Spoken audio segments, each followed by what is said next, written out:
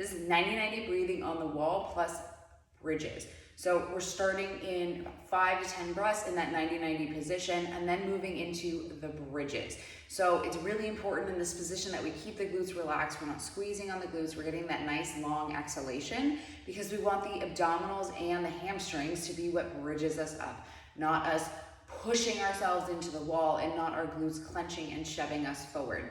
We want strong glutes, but in this position, sometimes when we do clench the glutes, it's more of those lower glutes, and we really want to be able to utilize these proximal hamstrings right below the butt cheek.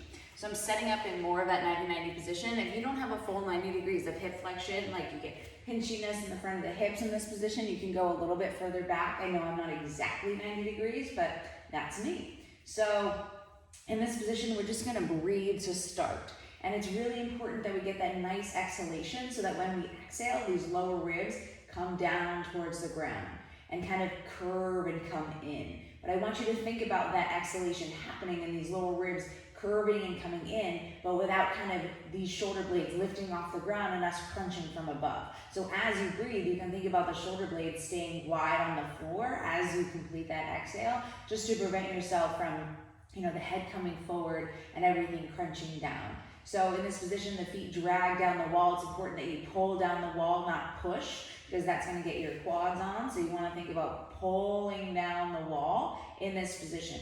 If you tend to be someone who clenches your butt a lot, you don't necessarily need to raise yourself up off the ground, but we will be doing that in the bridges. So just tune into what you feel working in your body. In this position, you can reach your arms up and turn the palms behind if you want some nice backside expansion, or you can drive the elbows in if you're looking for a little bit more chest expansion. We're gonna take 5 breaths here, inhaling through the nose, exhaling out the mouth.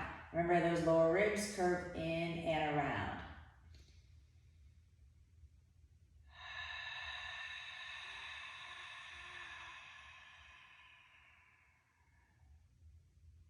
If you start to feel air, like you're pulling it in through your neck, I want you to really focus on sending energy in your inhale to your rib cage. Feel yourself pressing into the ground and trying not to use your neck to get air in. Try and get that from your rib cage. And if you need to take slower inhales to make that happen, then that's fine.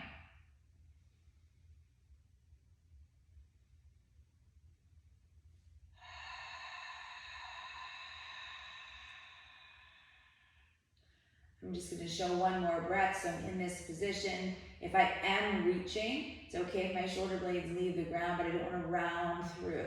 Okay, so I just want that visual of the inhale spreading into my rib cage and breathing into the ground.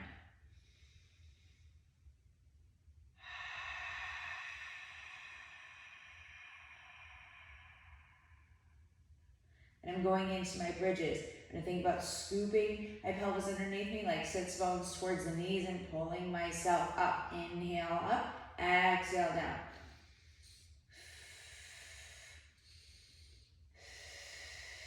Watch the knees don't drift out, so keep them pulled a little towards midline. Making sure your feet are even on the wall.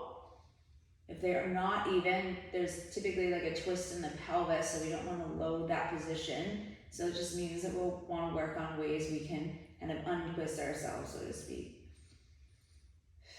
So this is your 90-90, just breathing, press bridge. Remember, we're pulling ourselves up, exhale down.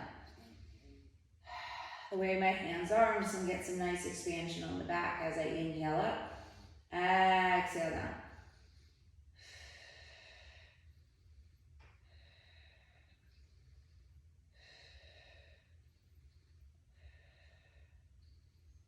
You don't want low back pain, so make sure that you're using these hamstrings and you're not letting yourself rock that anterior tilt. You also don't need to go crazy high off the ground. It can just be small, and exhale down. Keeping the ribs and pelvis connected the whole time so you're not flaring out through the ribs and dropping into that anterior tilt.